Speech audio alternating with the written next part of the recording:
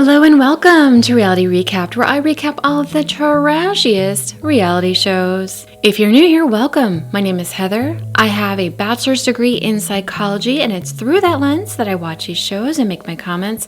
Of course, I have not met with any of the people on this show, so everything that I state is simply an opinion. My channel is a little bit of education and a whole lot of snark. This week, I'm recapping Sister Wives Season 1, Episode 7, 4 Wives and Counting. We finally find out who ordered that shoulder corsage. Robin tells us that Cody... He may come across as high maintenance, but he's worth it. Is he though? But let's go back and start at the beginning. This episode begins with... Tomorrow's the wedding, so just guys' night out. Logan's pretty much a man, so I'm letting him go out with the men tonight. I mean, he's 16, so no, he's not a man, but significantly more mature than you are, so there's that. Every once in a while, you just need to go out with the guys and heal up. They do their standard bachelor party things, you know, pull-ups, high fives. Fortunately, I prefer the presence of women to that of men. Lucky for us, huh, ladies? Well, these were buddies that came to my party the night before the wedding, and none of them are polygamous. A lot of people have commented on how weird Cody is around other males, and I agree. I think he's very awkward around other males. Some people theorize that that's because he's secretly gay and he just hasn't come out yet, and that could be a possibility, but I don't think that's what's going on. My theory is that he was raised by a man that he describes as quote-unquote very manly. He was a man's man, he was a hard worker, he was a rancher. Cody has talked about how challenging the relationship with his father has been, and that there's quite a bit of distance. And I gather from what I remember of Cody talking about his dad, and of course my memory could be flawed, but what I remember was that he kind of felt like he was a disappointment to his dad. His dad wasn't as interested in him as he was in the other boys. And what I wonder that may have happened is perhaps because his dad had such a quote unquote manly kind of personality and he was rejected by his father. I wonder if Cody somehow internalized that and made it something about, if I was more masculine, my father, who is very manly, would have liked me better, like my brothers. So my theory is that Cody adopts a more masculine or more stereotypical behavior when he's around men, and it comes off as really odd, but what he's trying to do is not be rejected. That's my theory, and maybe when I go through, I'll be able to highlight through the rest of the series, I'll be able to kind of highlight that. And who knows, maybe my memory is flawed. But I seem to recall him devolving into really basic stereotypical gender roles. One where he was talking about menstrual cycles and Janelle got up and left the table. She's like, we should not be talking about this. And that's what I see him doing with males time and time again, is talking about gender stuff and having a very much like, that's them, this is us kind of conversation that feels weird. I'd be happy with just one normal woman. I've got a bunch of single friends, girls that are coming to the reception tomorrow. Just one. I don't know, I kind of like this friend. We should keep him around. There were no dancing girls, no beer. Let's go! The guys head out for their bachelor party, and I hope whatever ice cream shop they went to didn't tell the ladies they got 2 scoops instead of 1. This says Cody's survival kit. First off, celery. Cody loves celery. Every time he comes in the house, it's like, do you have celery? I mean, how would any woman resist that? And then salt, because the boy loves salt. Have you ever had someone tell you a story that was really boring, but they found it fascinating? Well, if you haven't, you have now. What other fun little nuggets of information are we going to learn about Cody? He doesn't like pepper. What? Go on. What does he think of paprika? I remember this one time making him eggs. He's like, oh, you put pepper on it. Yeah. Why do I feel like I am at work and I am trapped with the new temp at the water cooler? Maybe Robin not working was actually more of an act of charity for her potential coworkers than we realized. That's okay. Christine will show you how to make my eggs. This reminds me of when people tell like funny little stories about their spouses and they seem like they're laughing like Robin is right now.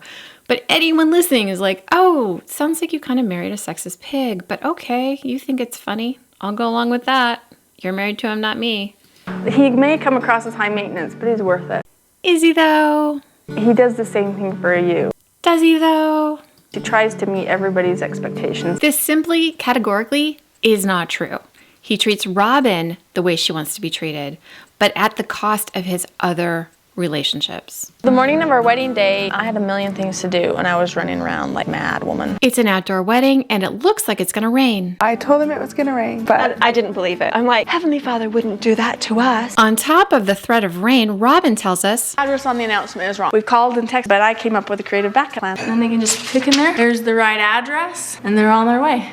she seems kind of smug with her problem-solving abilities, but I mean, you also sent out invitations with the wrong address, so Robin told me to buy the balloons so that I could actually mark and identify the wrong address. Well, bud, sounds like your fiance is really entrusting you with a very important task. I hope you can do it okay. Where I'm at, I can find my way back. I'm not totally lost. Well, that's because you're a big boy. I'm not totally lost. This spot is totally lost. That is some logic that I wouldn't waste any brain cells arguing with. And Cody tells us what we already know. Weddings are complicated. They are. You'd think I'd be good at it by now, right? Wrong. Happy I'm 12. I'm not a care in the world. So Cody's driving around trying to find the spot that's lost, but he's not lost. Meanwhile, Robin, who insists she's joining the family for the sense of community, begins to realize she's alone. open the door. Why am I alone? What was wrong with me? Why isn't someone over here with me? It's pretty comical to me. The day that she's planning on joining this whole family, she doesn't think to get ready with everybody else until her kids start acting up. And then she's like, what was I thinking?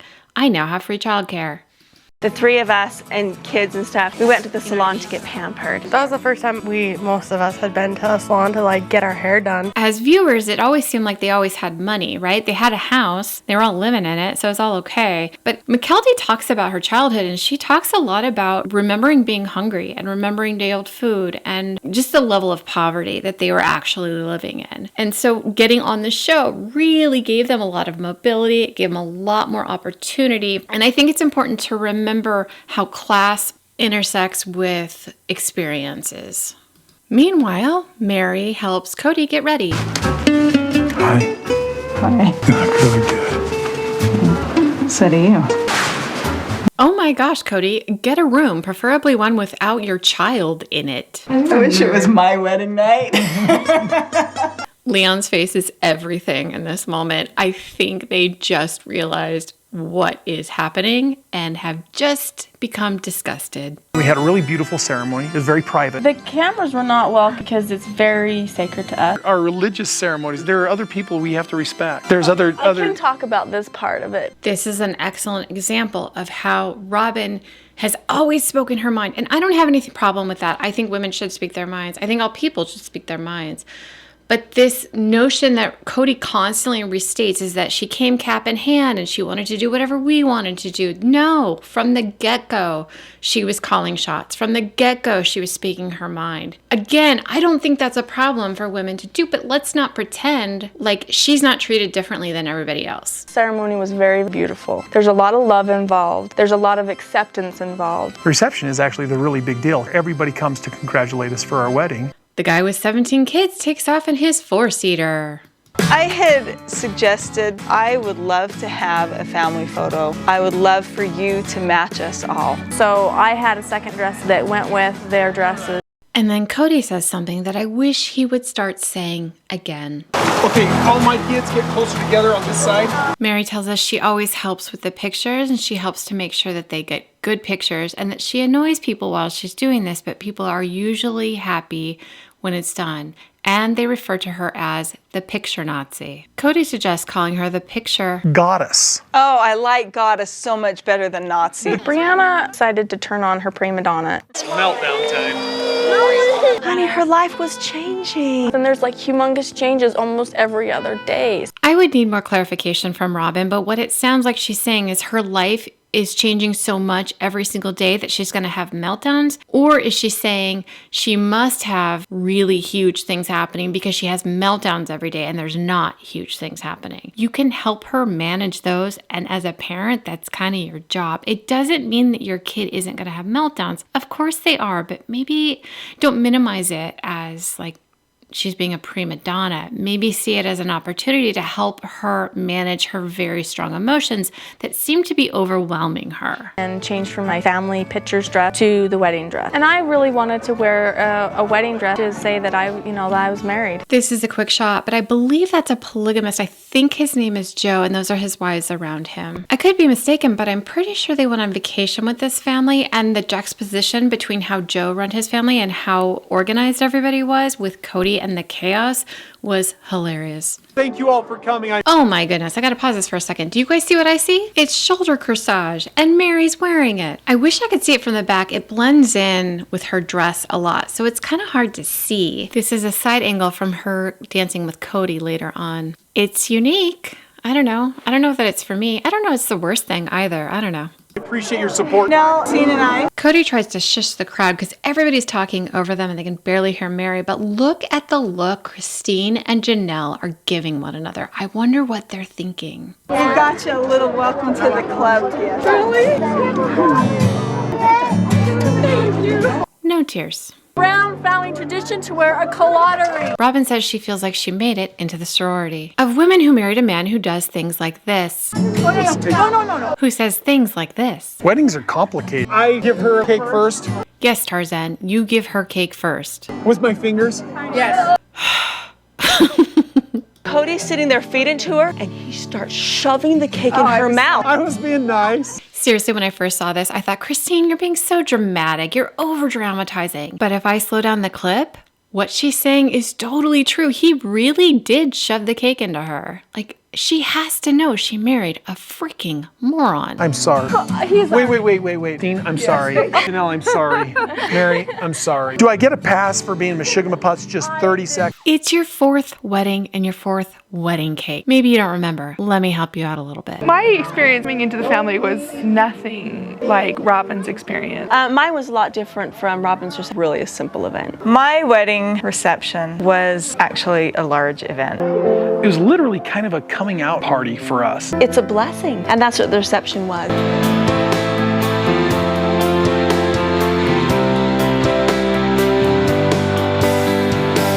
Was a perfect ending of a chapter. What I keep hearing the first three wives talk about is a return to the new normal. I think they all really believed that things were going to become more equal once they got married, once everything settled down. I wanted to say goodnight to all my wives before Robin and I are going on a honeymoon. A 10-day honeymoon. Janelle came up and let me know she was going. I just walked out with her, and that Christine let me know she was ready to go. Then Mary, and I love you deeply, and I love you truly, and I will miss you. Cody and Mary were walking away. Their time. I'm not going to interrupt or intrude. So I beeline, and Mary's like, wait, I'm running to get out of the way. Well, that's interesting because what my eyes are seeing is you walking right toward them. He gives me a hug and tells me that she loves me. So Still no tears. I was welcoming her into our family, and she was welcoming us. Beautiful to us. What I look forward to the most is a big house with all of us having our separate quarters like we have now, where we can all be together. That's really what I'm looking forward to most. Going forward and doing these things that center around our family, but all five of us together. I would call these girls my best friends right now. I'm curious to know what's next.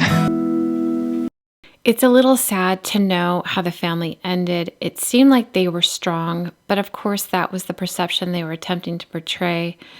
I think we're just now starting to get some information, and I think more will come. And I just feel bad for the whole family that they have had this huge disruption, and I feel mostly sad for the children.